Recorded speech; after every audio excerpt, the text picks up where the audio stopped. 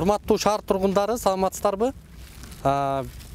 Биз бүгүн сиздерге ушул оптимизация саясатынын таасирин көрсөтүп беребиз. Оптимизация деп мэр өзү буйрук чыгарып, ошол буйругунда ушул полигондо иштеген күнү түнү 24 саат бою иштеген баягы карапайым чыныгы мээнет кылып аткан жумушчуларды жумуштан бошотушкан. Азыр ошол нерсеге көңүл буруңуздар. Андан соң анын жыйынтыгы кандай болуп аткандыгын дагы биз сиздерге көрсөтүп беребиз.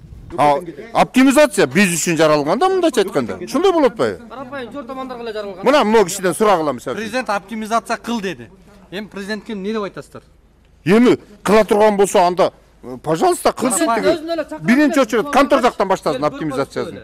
Сразу келип карапайымдардан эмес, чоңдор, башкаруучулар кыскарсын. Оода. Башкаруучулар кыскарсын. Бирок чыныгы ишти жүргүзүп аткан, бул жактагы кырдаалды жөнгө салып аткан мына ушул жердеги карапайым адамдар экен. Оода. Мына мисалы үчүн бирөө кетти жумуштан.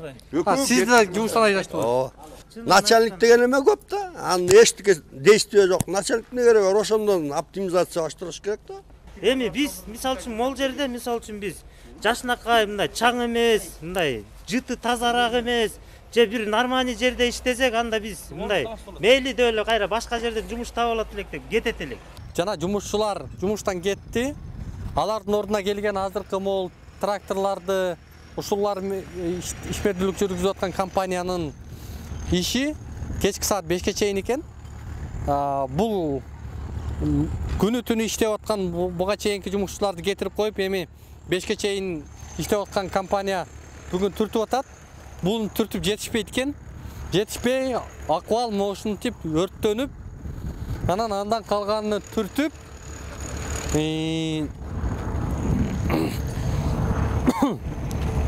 көрүнүш чындыгында абдан оор болуп турат. Мына достор, оптимизация саясаты ушул чортаман карапайым жумушчулардан башталгандыгынын натыйжасында эмне болгондугун биз сиздерге азыр көрсөтүп берели.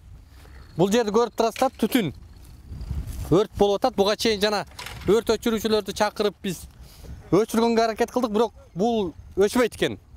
Муну түртүп, трактор 4 трактор менен бул жакка наркы кырдан ашырып, нар жакка түртүп туруш керек эле.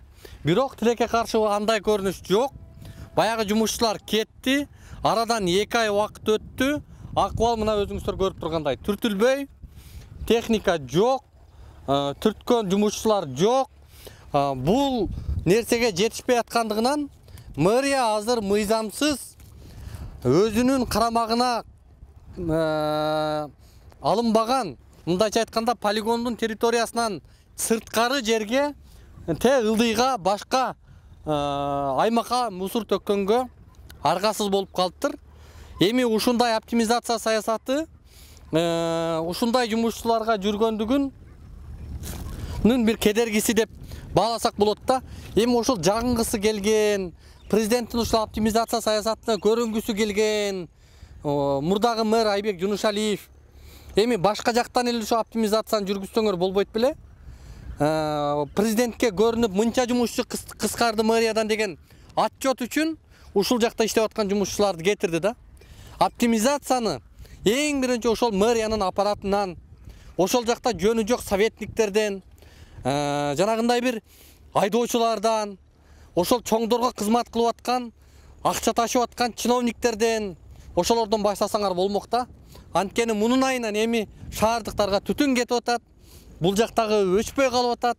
Күнү түнү түтүн. Жаңы мэрдин саясаты, жаңы келген Эмилбек мырзанын дымагы бул жерде эч кандай көрүнгөн жок. Мына келер менен өзү айткан. Мен мэрияда ушул биринчи саясатым, эң жолго сала турган багытым бул мусорный полигон. Бишкек санитардык полигонун жолго салам деп оозуна батышынча убада айтты эле. Мен эмнеге көңүл бурам? Эң биринчи көйгөйлүү маселе бул свалочный полигон. Буйруса мен муну аяны чыгарам. Мэрдин дымагынын дысы жок бул жакта. Бир трактор иштеп атат. Өрт кетип атат. Акыбал баштагыдан дагы жаман. Буга чейинки көрүнүш бул жакшы көрүнүш болгон экен. Эми бул абал өтө эле кейиштүү. эми буга көңүл бура турган чоңдор, өкмөт кызматтагылар баалап бир тез аранын ичинде чечим чыгарбаса акыбал оор экен. Бул жактагы жыт мындай сүйлөөгө дагы мүмкүнчүлүк жаратпай атат достор. Муну эми качан жолго салып ким чекип коет? Бул дагы белгисиз. Жаңы мэр ушул жака келип акыбалды көрүп, качан кантип өзгөртөрү тууралуу дагы бир пикир билдирип койсо жакшы болот эле.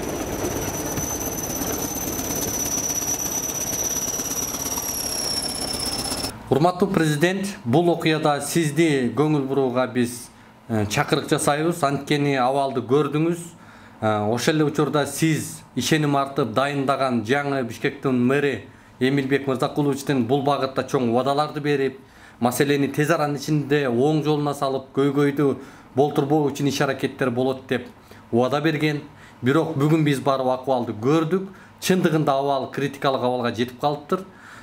Бул жакта эртең шаардыктар үчүн, ошол жерде иштеп аткан адамдар үчүн өмүрлөрүнө, коопсуздугуна чоң коркунуч жаралып, адам өмүрү кыйыла турган жагдайларда жаралып кетиши толук мүмкүн болуп калыптыр.